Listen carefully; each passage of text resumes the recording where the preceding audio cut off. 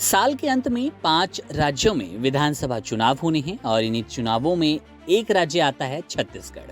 छत्तीसगढ़ विधानसभा चुनाव के लिए कांग्रेस ने अपनी पहली लिस्ट जारी कर दी। पार्टी ने 30 सीटों पर प्रत्याशियों का ऐलान किया है। कांग्रेस ने सीएम भूपेश बघेल को पाटन से और डिप्टी सीएम टीएस सिंहदेव को अंबिकापुर से टिकट दिया। बड़ी खबर अब शिवपुरी सीट को लेकर आ रही है, जहां कांग्रेस ने अपनी पहली लिस्ट में शिवपुरी विधानसभा सीट को लेकर बड़ा फैसला किया। यहां से पिछौर के मौजूदा विधायक केपी सिंह को टिकट दिया गया। केपी सिंह पिछौर सीट से 6 बार चुनाव जीत चुके हैं। वहीं अटकलें हैं कि ज्योतिरादित्य सिंधिया को बीजेपी शिवपुरी से ही चुनाव लड़ा सकती है। यहां बता दें कि कांग्रेस ने अपनी पहली लिस्ट में 69 विधायकों को मौका दिया। कई हाई प्रोफाइल चेहरे हैं तो कई सीनियर नेताओं के टिकट काट दिए गए। हालांकि लिस्ट में ज्यादातर पुराने नाम हैं। कांग्रेस से सबसे बड़ा चौंकाने वाला फैसला शिवपुरी विधानसभा सीट को लेकर ही आ रहा है।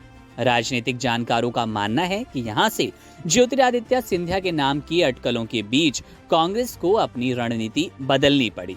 जानकारी के लिए बता दें कि कांग्रेस की लिस्ट में चौंकाने वाला फैसला केपी सिंह को लेकर है। पिछौर विधानसभा सीट से लगातार चुनाव जीतने वाले केपी सिंह को कांग्रेस ने इस बार शिवपुरी से उम्मीदवार बनाया है। वहीं पिछौर सीट से शैलेंद्र सिंह को टिकट दिया गया। शिवपुरी विधानसभा सीट से ज्योतिरादित्य सिंधिया के चुनाव लड़ने की अटकलें लगाई जा रही हैं, क्योंकि ऐसी ही उम्मीद जताई जा रही है और खबरें भी चल रही है कि भाजपा सिंधिया को शिवपुरी सीट से चुनाव लड़ा सकती है। शिवपुरी विधानसभा सीट से अभी यशोधरा राजे सिंधिया विधायक हैं, क्योंकि इस बार यशोधरा राजे सिंधिया ने चुनाव लड़ने से इनकार कर दिया। तो ऐसी अटकलें तेज है कि ज्योतिरादित्य सिंधिया को बीजेपी शिवपुरी से चुनाव लड़ा सकती है। इसके जवाब में ही केपी सिंह को कांग्रेस ने शिवपुरी सीट से चुनाव लड़ाने का फैसला किया है।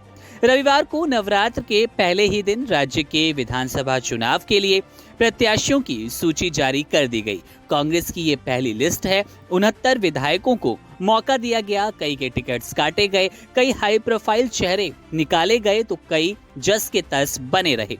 पार्टी ने 30 सीटों पर प्रत्याशियों का ऐलान किया। कांग्रेस ने सीएम भूपेश बघेल को पाटन से और डिप्टी सीएम टीएस सिंहदेव को अंबिकापुर से टिकट दिया है।